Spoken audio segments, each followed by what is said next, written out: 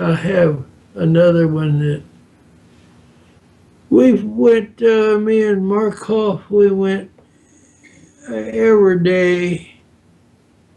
They would plan every 30 minutes. We'd send a couple of fighters over the Australian territory, and I told you in earlier missions that I would drop down to about 4 foot off the water, off the beach, because my sound and my engines were powerful, and I would fly at 400 miles an hour about 4 foot off the ground.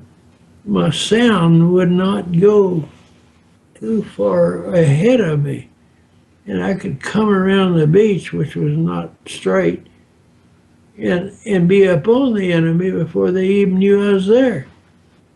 And I,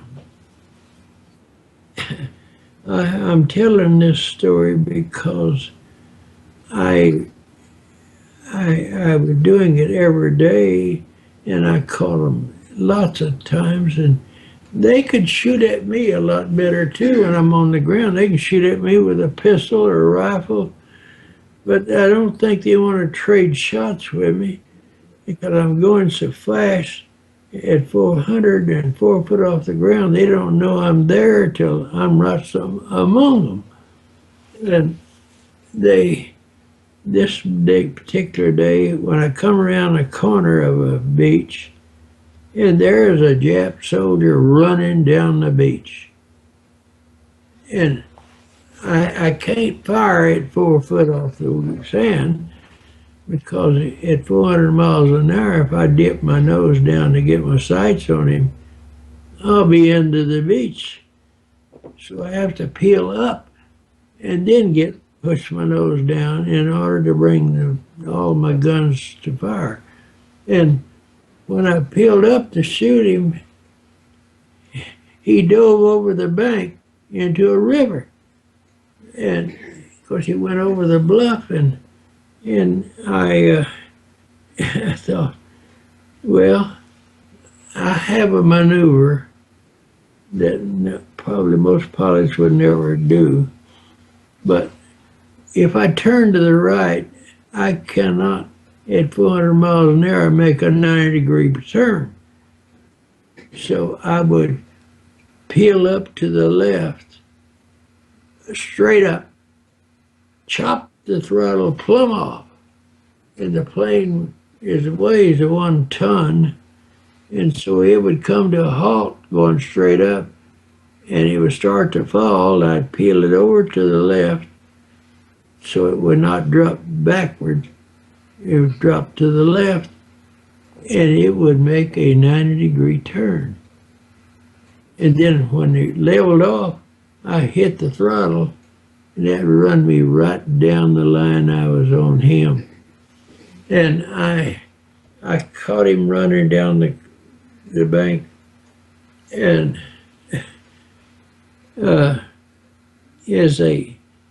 as I got right on him, he had reached, the bank was probably about 4 foot high, and on the other side of him was a hill that went up way higher than me.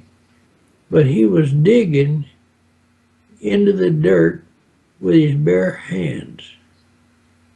And I knew he was frightened to death.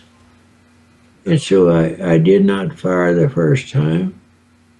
I come back and leveled off and reversed myself and come back and looked at him again. He was still shaking and digging into the dirt.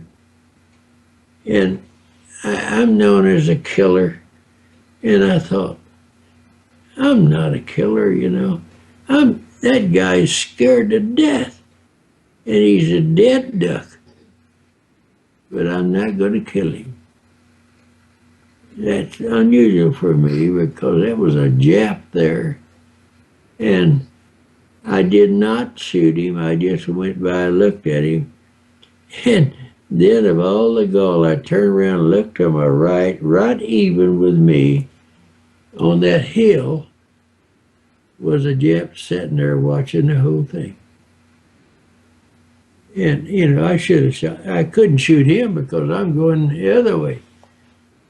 So I decided, I really decided to let the guy digging with his hand live, because he is scared he won't be worth a darn ever again. And I decided not to kill him. And this guy on my right that was just sitting there watching the whole thing never tried to do anything about it to save him or anything like that. So as I peeled up, I started waving my wings up and down, to let him go. I was not going to kill him. And I don't know how anybody else would look at that, but I was there by myself, and I have to tell you, I felt thrilled that I could let a person, the enemy, live. So I'm not as deadly as everybody thought I was. I did let a guy because he was scared out of his wits, and I had so many guns that I could have blown him plumb out of the dirt, and I did not. And I felt proud of myself that I let the guy live. And they said, well, what about the other guy? And I said, well, that's additional. I'll let him go too. But he wasn't in range of being. But I did let a enemy die that I could have killed easy, but he was so scared I felt sorry for him, and I let him live. I hope he made it out of the war. Thank you.